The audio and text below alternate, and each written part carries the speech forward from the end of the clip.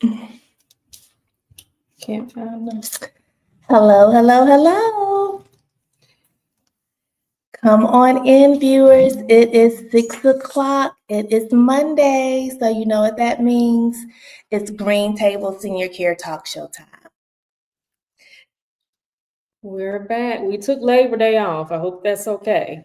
But we are back. We are back. Oh my goodness. So listen, come on in. We're going to make sure we are on all of our platforms. We make sure we have tagged everyone, and I need you all to do the same. If you would, please go ahead, share this on your page, tag someone in the comments. We're going to be talking about Alzheimer's and how to prepare if you're a family member living with Alzheimer's. So definitely go ahead and hit the tag, hit the share button, because listen, we know this hits a lot of individuals, and so this is a great topic. We have a great guest coming on, so definitely want to tune in. And while you are sharing and tagging, go ahead and hit the like button. Hit the like button. And so we can make sure, again, we're getting seen because we have a mandate. We have a mandate to share resources, share insight, to keep you informed on caregiving and all the things dealing with senior care. So go ahead, like it, share it, and tag someone. All right. I can't figure out how to share. Why not? What's going on there? I don't know. All right, let's see. We've got some viewers. Go ahead and talk to us in the chat. Say hello. Oh, look at there. Hi, Mel. How are you? I saw it pop right on up. Yeah. Talk to us. Speak to us in the chat. Let us know who is on. Let us know how our co-hosts did. Kayla and Lee, I think they were the last ones that were on. And so they did such a great job. And we saw all the reviews. So I like to give our co-hosts just a shout out. We have some permanent fill-ins when we're out. And so listen, you all are being good hands.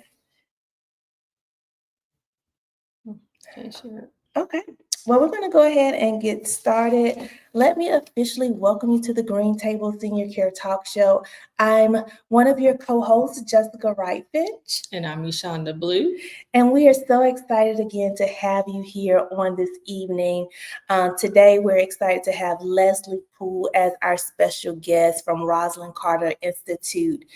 And we're going to be talking about how to prepare children for family members living with Alzheimer's. So we got a great conversation, but here on the Green Table, we like to share insight, raise awareness, and offer support to all caregivers, future caregivers, current caregivers, those who have been caregivers, and those who will be caregivers.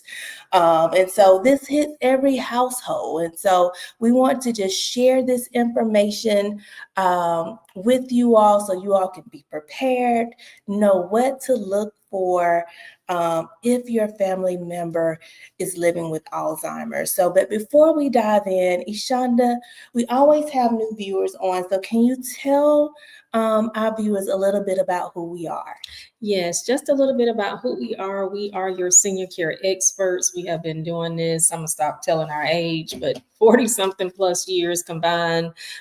We have done every role of nursing. We have been owning and operating our own senior care businesses since 2007, starting out with in-home care, and we added on adult day and personal care homes and transportation. So our main focus is home and community-based services. These are services that are designed to keep seniors and disabled adults in their homes and community longer. So that is what we do. That is our mission. The main thing we do is we're your number one choice for adult daycare. We have adult daycare centers located throughout South Georgia.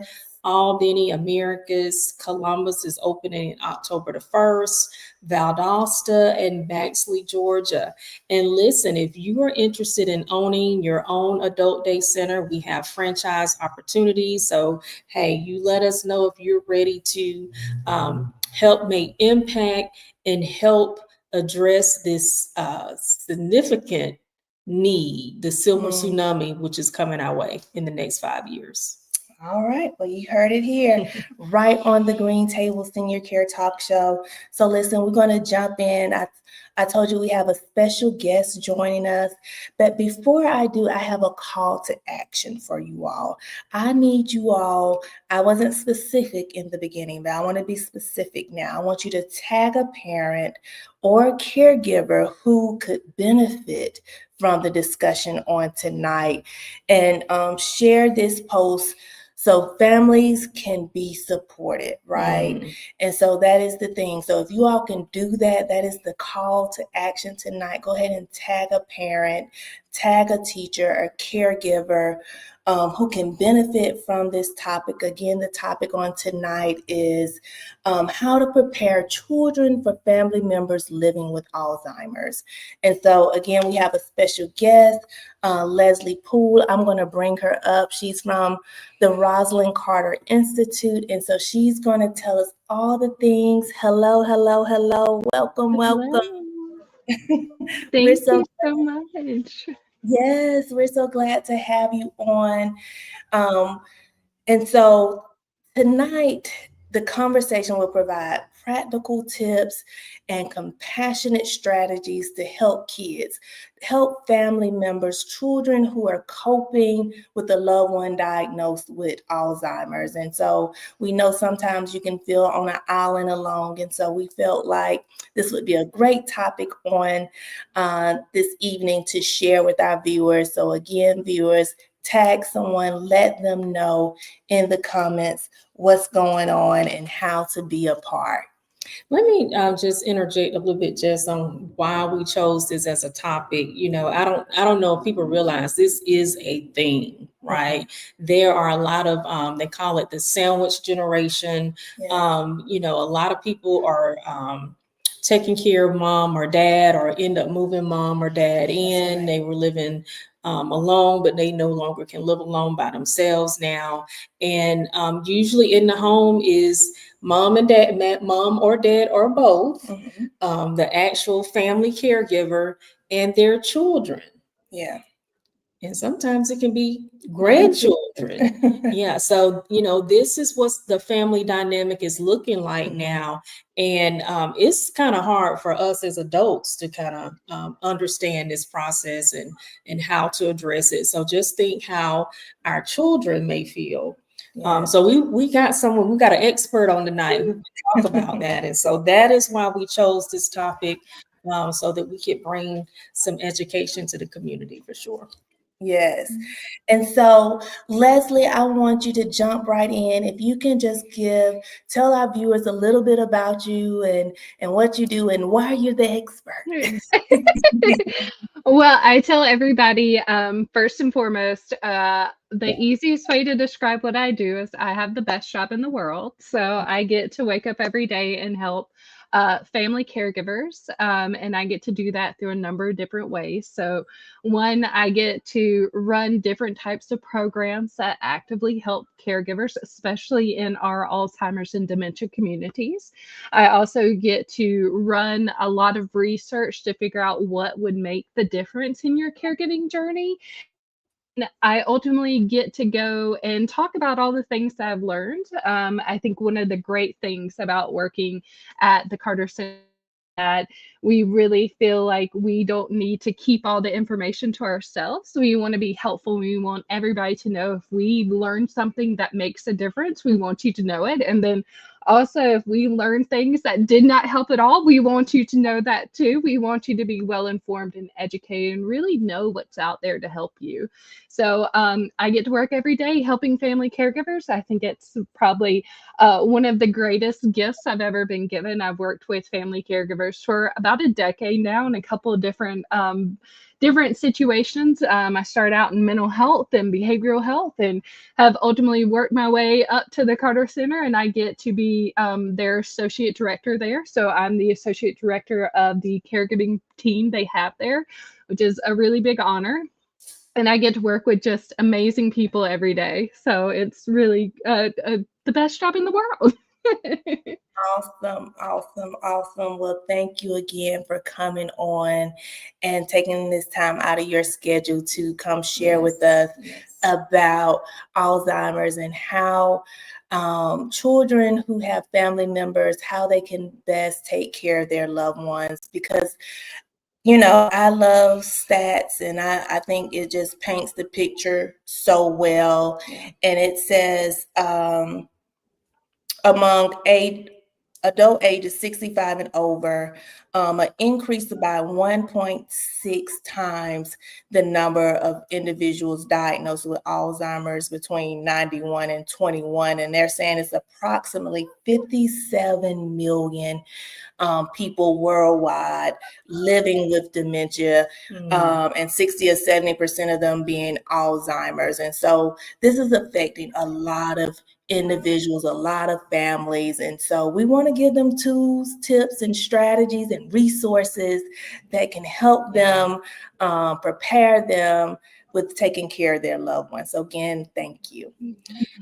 You know, I'm just going to ask this, Lezlie. I don't know if you saw or you even know Dallas Cowboys, Michael Irvin. He shared recently that his wife, that is 50, has been diagnosed with early stages of Alzheimer's. And I thought that was very brave of him. Yeah. That. And it can be helpful. Hopefully it's going to be helpful to a lot of other people. But yeah, I thought that was interesting. I saw that he shared that last week. Yeah, and I think Alzheimer's and dementia in general gets kind of a bad rap, because when we think of it as, you know, not a pretty disease, if that makes sense, we decline, and we know that it's terminal, that we don't like to talk about it, and that ultimately just really damages everybody else that's going to go through the same thing, and it's really keeps you isolated and not willing to accept some of the services and resources that could be really beneficial to you. Yeah, I actually I got another point I want to bring out, because we were on WALB last week, and someone in the studio, he was like, well, what is Alzheimer's? Is it just memory loss? Like most people don't even understand what it is, and that it is a disease. Can we start there? Can we? Yeah, let's start there. Yeah, so I would say that's something that we have to address in every one of our dementia programs, what it is. And a lot of times when you go out, you can find that even your first responders and your medical health care people are not well versed in what actually dementia and Alzheimer's is. So Alzheimer's is a form of dementia, and dementia is really a blanket umbrella term that we use to talk about cognitive decline disorders. And what I mean by that is it's not healthy aging. So someone forgetting what day it is, where they live, really important details of their life, that's not a normal sign of aging. That's a sign of a cognitive disease. That's a marker of dementia. But dementia just doesn't impact our memory. If we think about it, it's a brain disease, right? And so our brain deteriorates when we have a type of dementia, or Alzheimer's, which is the most common form of dementia. So we think about our brain is deteriorating, then that means other parts of our brain and our functioning deteriorate too. So it's not just memory, it's also hearing, it's also speech, it's how we process things, and not just really memory. Our motor functions also come into play, our behaviors. You know, sometimes people are the sweetest people you'll ever meet, and then they get diagnosed with Alzheimer's or a form of dementia, and they turn really aggressive, and people don't understand where that comes from. But it's all a part of how dementia progresses and what that means. So dementia is just not memory loss. It's a brain disorder. It's a brain disease. It's a cognitive disease, and it's what we call a cognitive decline disease, which means your brain slowly stops functioning as much as it can, or to the ability that it can function. And so it deteriorates over time, and that's where we lose our ability to remember or to talk or to hear things or to speak properly. So just remember, it's not just memory, it's everything that your brain does. So I tell people, just think about all the things your brain does, and then if your brain is sick, what does that mean? It doesn't function, and we can't do the things we normally do, right? So I tell people, just remember, it's not just memory, though. And that's a common thing we have to talk about a lot. So don't feel bad if you didn't know it. It's a normal thing, and you can only get better by educating yourself and being willing to ask questions and learn. So, Yes, yeah. that's right. That's right. So, how do we, as parents and caregivers, how do we explain that to children? Yeah, and I think that's hard, right? So it's hard for a lot of different ways. And so I think one of the most common things I've found in the work that I do is that oftentimes parents or guardians, whoever is taking care of that youth caregiver, because they are doing some caregiving duties. If you're in a caregiving household, everybody does some type of caregiving work, right? Even if it's just making sure that you're keeping yourself together and doing all the things you're supposed to do as a kid to make sure it's easier for your guardians in the home. So I think it's important to remember that everybody does a little bit of caregiving work in the home. And I think with children, we oftentimes have the misconception that they don't understand what's happening, when in reality they do. And the reality is that they understand that something's happening that's not normal, and there's some reason that this person that I love has to move in with us. So I tell everybody there's ways to talk to our kids without overcomplicating it. And that's what we like to do a lot as adults. We like to use big fancy words and make things really complicated. But I oftentimes really look at kids as a way to really practice simple things. And how do we talk about this in a way that's simple? Because that'll help us everybody else. So I oftentimes challenge parents or challenge the guardians to think about it in terms of, well, if you were a child, how would you want somebody to tell you? You wouldn't want to be kept in the dark, right? Because you know something's happening. You're part of this family, right? You're part of this group. That's So right. I tell people, we can talk about it in, grandma and uncle, whoever it is, they're sick. And it might not look like they're sick from the outside, but they're sick in their head, and their brain is not functioning like it does for me and you. So some things might happen that might seem scary or unusual, but that's okay because we're together and we can support each other. What we found in our programs is that kids really just want somebody to say, I'm here with you. I know this is scary. We're going to do it together. We're going to handle this together, and you've got me, and I'm going to take care of you and make sure you're okay. So I think above just explaining sick, and it might not look like they're sick for a long time, and things might happen that are unusual, and they might not act like they normally do, is because they're not feeling well. But I'm here, and I'm here to help, and I'm going to help us through this, and we've got each other. So just reassuring goes a long, long way. That's very good. Thank you for that. So we know some of the common situations that we see a lot of times is one, the family member that has Alzheimer's may be forgetful, right? And they may ask, repeated questions or look Mhm. for some, they're saying the same thing because they don't remember. And we know sometimes they will talk about things that we know may not be true, but Mhm. we know how to respond to it. But well, us as healthcare providers, but how do we teach children to respond in those ways? And I know it can be frustrating to them if we don't teach them happens. Yeah. So I tell people a lot of times, especially that have small children in the home, that as frustrating as it is to you, so you're an adult and you understand what's happening. Imagine you're a kid and you haven't explained anything yet. And so they're just seeing this behavior is really frustrating, or why is this person just trying to really agitate me today? Why are they trying to make me mad? So kids need to have a conversation too. So I say, one, we need to find a way to explain, this loved one is sick, and that's okay. People get sick, and that's fine. We're going to be here together. I'm going to be here with you. I think also having a conversation of one of the ways that the doctor can tell that this loved one is sick is that they ask questions, and they ask the same questions over and over again. And sometimes that can be really frustrating. And so I tell people, is there a redirection that that child can do? Like, oh, can we do this activity together? Is there an activity that you and that child and that loved one can do to kind of redirect that line of questioning? Or are there things that are in the home that you can do as an activity?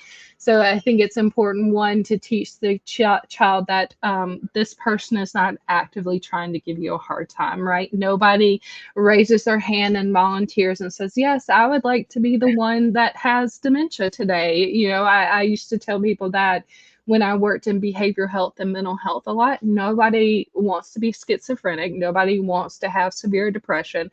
Nobody wants to have dementia. So I think it's important that you, as the guardian of this kid, to have a conversation and really say, I know this is frustrating. Here's some ways that we can deal with this. And one of those is redirection. And then also for that kid to make sure that they take a break if they're getting really frustrated. Hey, if I notice you're getting frustrated, why don't you take a break? I've got it. I see what you're trying to do, and I see what's happening. So let me step in and let me try to handle this while you go take a break, because I don't want you to get frustrated to the point where you don't want to engage with this person, right? Because you love them, they love you. We're just in a really difficult spot right now, but they're not trying to be difficult.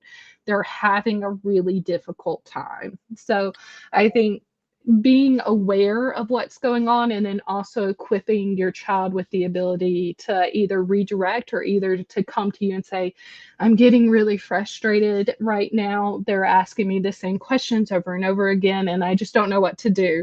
So equipping your kids with the ability to say so with some activities or strategies to redirect is really can go a long way. Yeah. I think that's really good. Yeah.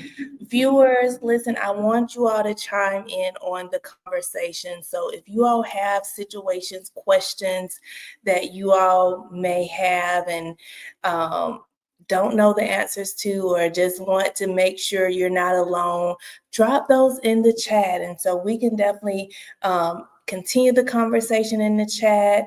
We'll be watching it. I'm sure I'll tag Lezlie in it so she can chime in on the conversation as well. Because we know it looks different for everyone, right? Yeah. And even though it may be it looks different from you, it's really kind of the same tips and tools that we can really use to help across the board. So definitely share your questions, your concerns, or your tips that you use with your loved one. So this is a community, and we want to help everyone who's watching. I like how you talked about teaching them that you used the word sick, but I think teaching them that it is a disease, it is something wrong. Yeah.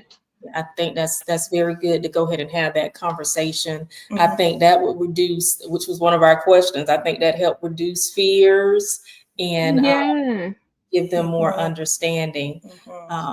Did you have a question before I add another one? Go ahead. So my next one is, and you kind of touched on it a little bit about how to redirect. So we know that memory loss can continue to progress. What are some simple activities children can do to stay connected or feel close to their loved one? Because I know how I felt about my grandmoms, and my grandpa, like they were everything, right? And Yeah. have that love and connection and want to stay connected? What are some things that they can do? Yeah, so exactly. I think it's important to remember that this is someone that, in a child's mind, they're everything, right? And so as much as you love this person, just think about your kids that are in the home and how much they love this person, right? So I try to tell everybody, we go forward in love. We remember that's what we're trying to do. We're trying to show this person we love them so much that to be with us, and we want to care for them for however long this journey is, and we're there, and that's an honor for us. So I think knowing what stage of dementia or Alzheimer's your loved one is in is really important if you can find out that information. But I'm sure you can kind of gather if you're with them every day, kind of knowing what they can do. So there's a couple of different kid-friendly activities. So I'll tell you from experience, one of the activities my grandfather loved is if you go to Lowe's right here in town, they have kid building kits. And so he was at the stage where he could still work with tools, and it was really simple instructions. So you were able to do that. And I think about all the time, what a great activity you can do with a kid, and you can all be together in this and learning this activity. Oftentimes we also tell people, if your loved one can still have motor functions, and so coloring and having paper and really colorful things is always fun to have around. Everybody can pick up a sheet of paper and scribble on it, or write something or do some kind of doodle. So having those things around can be a really easy way for a kid to be like, oh, let's draw together, or I want to paint you a picture or color you something, and it be a really nice distraction to start a new conversation, right? I also think a lot of times that we forget how important music is. And so one of the other things I often tell families is if you know what type and style of music your loved one listen to a lot, keep that around, keep that handy. We're in a digital age. We can look up music on, just thinking about it, it pops up and can start playing. If we know that, then that can also be a really nice distraction, because music memory is one of the last pieces research with Alzheimer's and dementia to go. That's usually like a very core memory that we keep until probably very latter stages of progression. So music's always a really good activity if a kid can, download it or have it playing, hey Alexa, hey Google, hey Siri, whatever you're using, whatever technology, and can play these songs and have maybe a conversation or just redirect to like, let's listen to some music now, and it be something that your loved one really loves and listens to, and that's a core memory. It can create new memories, right? So we don't want our kids to only have bad memories left. We want, memories of, someone being very sick and progressing, which in dementia can be very harsh and very startling to see. We also want to show our kids that we can still make memories and still have some really good times. They're not gone. We just have to figure out what that activity is, and it's probably changed slightly. So, if it's grandma or grandpa, they might not can take me to go get ice cream, but we can color, or I can listen to their favorite song and I know it's their favorite song. You can still make really good memories and have really good times. So I always tell people, keep that in mind. We're still trying to make really good memories while they're here. That doesn't stop. That is good. That's good. So is there anything that you want to touch on that we haven't talked about tonight that you would like for that could be beneficial? Yeah, I would say if you have kids in the home and you're looking at resources or looking at where to go, know that they're out there. So there's kid caregiver resources. You can even look that up. Kids that are caregivers, they'll pull up a whole list of things for you. Also, if you have young kids in the home and you're trying to figure out how to explain hard things, Sesame Workshop is another great resource that's out there that's specifically for elementary school kids, 0 to 8 of the ages, but it gives you some really great examples of how to talk to kids. And then if your kids are older, so teenage years, you also have HFC, which is formerly Hilarity for Charity, which all looks at nothing but youth caregiving and brain health and how to have healthy brain health, but also how to work with kids that are in dementia households. So there's some really great resources out there. Just be open to them and don't be scared. Don't be afraid to reach out, especially if you need help. I think that's really important. Yeah, that's really good because as you said earlier, that loved one is so special to them, and to be able to understand how they can still relate to their loved one is so very important. Yeah. We don't think about these things when we're in it, or and so just having this resource where you can come back and look at and get these resources off of here and be able to talk to your elementary, middle school, high school individual and see how they can still love on their loved ones even with this disease. So this was good. This was good. I loved how you pointed out too, how they're doing some caregiving too. Yeah. I can remember Yeah. around my grandmother, Oh, like, most yeah, definitely. they had some duties to do Yeah. too. Yeah, I think about it all the time. I'm like, well, if I have a younger brother, so if I was, a kid or, a teen and this was happening in my family, then I most definitely would probably have to make sure that my little brother bath or, homework's done or he had something to eat and was taken care of. So I'm doing some type of caregiving duties, and I know I would have been empty the dishwasher or make sure all the clothes were ready for tomorrow so it'd be less stress for my parents. So I think about it all the time that kids are doing something. It might not be as bold and in your face as picking up your loved one or dressing them, but they're doing something. They're doing their what they can do that's in their control to make sure that the house is okay and that there's no tension where they're concerned. They're doing all they can do to make sure it's good for everybody. So yeah, we just have to remember that kids are I tell everybody kids are little adults, and sometimes we forget that kids are little adults and they don't have a lot of they're still learning how to mature, they're still learning how to grow, and it's our job to help them learn that language and how to communicate those things and when they're having a bad day. So it's start now and it'll be easier when you get to the hard things, especially when it comes to caregiving. That's Yes. right. That's right. When you get a chance, Lezlie, email me. I know you named 3 resources Yeah. and based on age groups. Email Mhm. those to me, and then I'm going to go back later and I'm going to enter them in the chat. So if anyone watches it on replay, they can get access to those resources that you mentioned. And we just want to mention too, Lezlie, you too are a resource at the Rosalynn Carter Institute here in Americas. Right. GSW, right? Still located at GSW? Yeah, our office is still there. We're still doing our programming. So our dealing with dementia workshops and our RCI Reach program, those are still going strong. So we're still around, still doing programming. We just have a new look with us and have the really exceptional opportunity to be a part of the Carter Center now. So we're under the same umbrella as the Carter Center, which allows us to not just be national, but global now. So we can see how our partners around the globe are tackling the issue of caregiving and how they're working through it and bring that back to my small but special and mighty town of Americus and how we can help caregivers right here at home. That's right. That's right.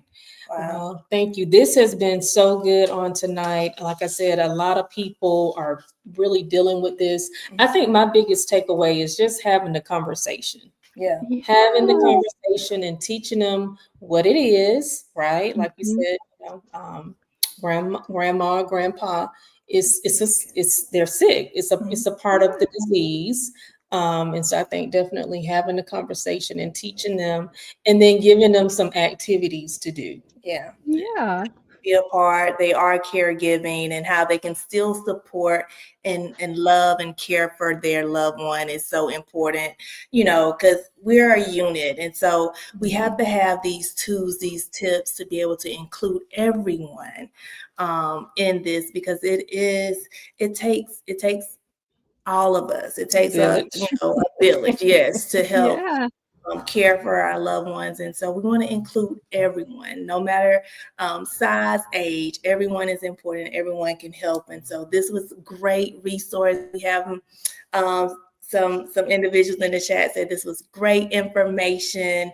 And so listen, viewers, if you have any questions, any comments, any tools, any tips that you all may have, we want to continue the conversation. And so definitely drop that in the chat.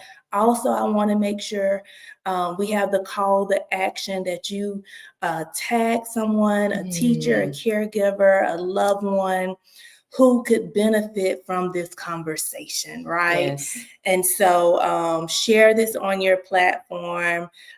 This is great information. Thank you again, Lezlie, for joining us. We really appreciate it. Thank you. Thank you guys so much, and for everything you do. I've followed you guys for a long time, so it's a very special moment to be here on the Green Talk, to be able to talk about the thing that I love most in helping caregivers. Yes, yes, and thank you. And we'll have to bring you back later because I know you have a wealth of information. You just got a little small segment out tonight, so we'll definitely have you back later. Okay, thank you so much. Thank you. Thank you. All right, viewers, well, you've heard it here right on the Green Table Senior Care Talk Show, where we provide practical tips, compassionate strategies to help kids understand and cope with their loved ones who are diagnosed with Alzheimer's. So again, tag someone who you know would benefit from this conversation. Also, we can continue the conversation in the chat. Ishan is going to be dropping some resources in the chat. You all also drop your resources, your tips, your tools, and things that would help anyone in our community. All right. All right. Well, we'll see you guys back here next Monday. Next Monday, 6 p.m. See you then. All right. Bye now. Bye-bye.